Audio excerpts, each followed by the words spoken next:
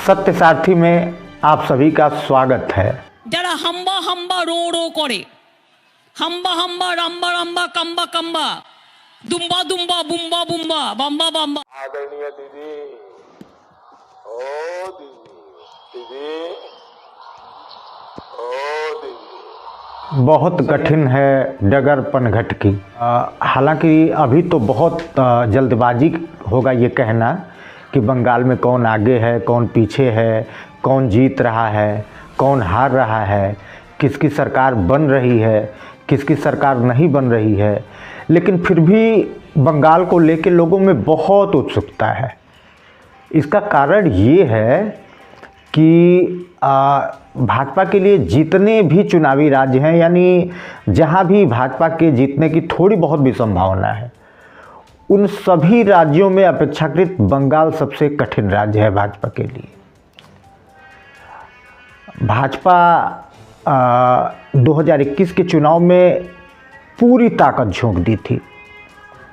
जो भी भाजपा के पास संसाधन था, भाजपा की जो भी रणनीति रही या जो भी प्रयास कर सकती थी भाजपा ने अपना 100% दिया।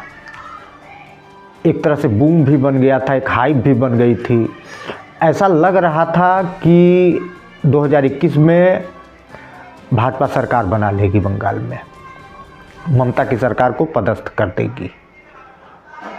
हालांकि अगर हम थोड़ा सा पीछे जाके देखें तो बंगाल में 1977 से कम्युनिस्ट की सरकार है, जो कि 34 साल तक रही, 34 ईयर। 1977 से लेकर 2011 तक बंगाल में कम्युनिस्ट शासन रहा। 2011 में ममता ने कम्युनिस्ट सरकार को पदस्थ करके अपनी सरकार बनाई। तब से यानी 2011 से लेके और 2026 चल रहा है, अब तक लगभग 15 साल तक ममता की सरकार है। 2016 के विधानसभा चुनाव में देखें तो भाजपा का वोट प्रतिशत 10 के आसपास था, जबकि सीटें उसको 3 मिली थी। वहीं 2021 में भाजपा का वोट प्रतिशत बढ़ के 38.1 हो गया था और सीटें मिली थी उसे 77 यानी 77।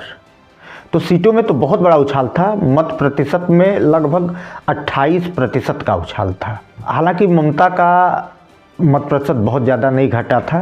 लगभग 2016 में जो मत प्रतिशत था उसी के आसपास 2021 में भी उसका मत प्रतिशत था।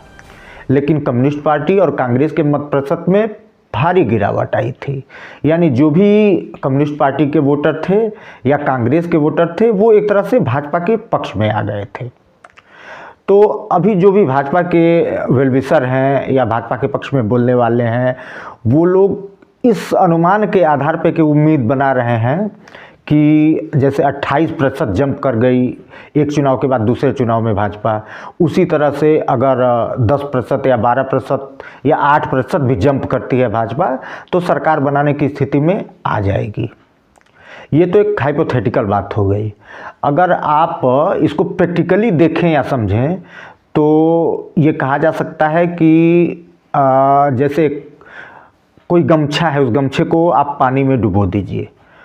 पानी में डुबोने के बाद उसे निचोड़िए, पूरी ताकत से निचोड़िए, जितना निचोड़ना है उसको निचोड़ लीजिए। एक स्थिति ऐसी आ जाती है कि उसको एक नहीं, दो नहीं, 3 लोग भी मिलकर निचोड़ेंगे तो उसमें से भी बिल्कुल एक बूंद भी पानी नहीं निकलेगा। हालांकि उसमें हल्का सा पानी रहता है। आप अगर उसे ले जाकर पूरा निचोड़ने के बाद, यानी जब एक बूंद भी पानी नहीं आ रहा है, उसके बाद भी आप उसको ले जाके धूप में छत में रखेंगे तो वो हल्का हल्का गीलापन आपको दिखेगा, वो धूप के पानी से सूखेगा। इसी तरह से अगर प्रैक्टिकली देखा जाए तो 2021 में भाजपा ने पूरी तरह से निचोड़ लिया है। जो ताकत लगानी है वो सारी ताकत लगा दी है। लेकिन ये सारी ताकत लगाने के बाद भी कम्युनिस्ट के वोटर तो आ गए, कांग्रेस के वोटर आ गए, अदर वोटर आ गए, लेकिन जो ममता के वोटर हैं वो टस से मस नहीं हुए। वो लगभग ममता के साथ इंटैक्ट रहे। तो अब इस वोटर में से भाजपा को तोड़ना पड़ेगा। यानी जो ममता के इंटैक्ट वोटर हैं उसमें से वो 7% या 8% या लगभग 10% तोड़ लेती है तो वो सरकार बनाने की स्थिति में आ जाएगी।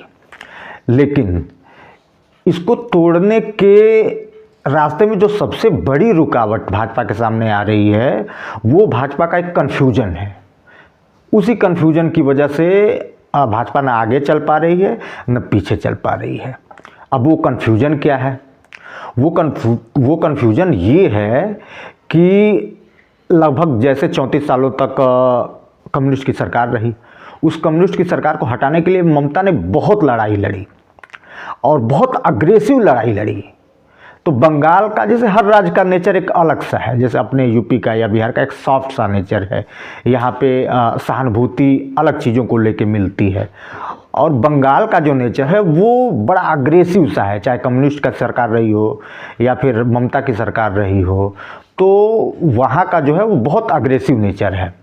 तो ममता ने जब लड़ाई शुरू करी, लड़ाई अच्छे से लड़ना कम्युनिस्ट सरकार के खिलाफ शुरू किया, बहुत अग्रेसिव रही वो, उसमें बहुत हिंसा भी हुए, लेकिन वो ये भरोसा दिलाने में कामयाब रही अपने समर्थकों को कि आपको किसी से डरने की ज़रूरत नहीं है, आपको कम्युनिस्टों से डरने की बिल्कुल ज़रूरत नहीं है, मैं आपके साथ खड़ी हूँ। और वो खड़ी रही भी। और यहीं पे भाजपा की डिमेरिट कही जा सकती है कि भाजपा अपने समर्थकों के साथ उस तरीके से अग्रेसिव तरीके से खड़ी नहीं रह पा रही है। 2021 में मतदाताओं ने बढ़ चढ़ के हिस्सा दिया था इस उम्मीद में कि भाजपा हमारे साथ खड़ी रहेगी, लेकिन उसके बाद जो हिंसा का दौर चला, चाहे वो उसके बाद जो भी अगले चुनाव हुए हों, लोकसभा चुनाव हुए हों या फिर ये नगर पंचायत के चुनाव हुए हों या ग्राम प्रधान के चुनाव हुए हों, उसमें खूब हिंसा हुई और भाजपा समर्थकों को खूब मारा गया, पीटा गया, मार डाला गया, लटका दिया गया पेड़ों पे। कितने सारे लोग तो पलायन कर गए, उड़ीसा निकल गए, कुछ लोग असम निकल गए, लेकिन भाजपा उस तरीके से खड़ी रह नहीं पाई। तो ये एक कारण है कि जो वोटर है उसके मन में एक संशय है कि अगर हम भाजपा को वोट देते हैं फिर भी भाजपा अगर नहीं जीत पाती है तो फिर बंगाल में हमारा सर्वाइवल बहुत मुश्किल हो जाएगा। तो भाजपा जिस अग्रेसिव तरीके से खड़ा होना चाहिए अपने वोटरों के साथ, वो नहीं खड़ी रह पा रही है और ना ही कोई ममता सरकार पे या ममता बनर्जी पे वो कोई एक्शन ले पा रही है। वो बहुत कंफ्यूज स्थिति में है। उसको ऐसा लग रहा है कि अगर हम ममता बनर्जी पे कोई कड़ा एक्शन लेते हैं तो ममता बनर्जी को सहानुभूति मिल जाएगी और हमको नुकसान होगा, तो और उसको अपने कैडर के साथ भी खड़ा रहना है। तो इस दुविधा के बीच भाजपा एकदम झूल रही है, न तो वो उधर बहुत टाइट हो पा रही है और ना ही इधर बहुत टाइट अपने समर्थकों के साथ खड़ी हो पा रही है। और इसका नुकसान अंततोगत्वा भाजपा को ही उठाना पड़ रहा है। कहीं न कहीं बहुत सारे ऐसे वोटर हैं जो आना चाहते हैं भाजपा की तरफ, लेकिन वही संशय उनको रोक दे रहा है कि अगर भाजपा नहीं जीतती तो फिर हमारा क्या होगा, हम बंगाल में कैसे रहेंगे, हम कैसे सरवाइव करेंगे, हम तृणमूल कार्यकर्ताओं से कैसे लड़ेंगे।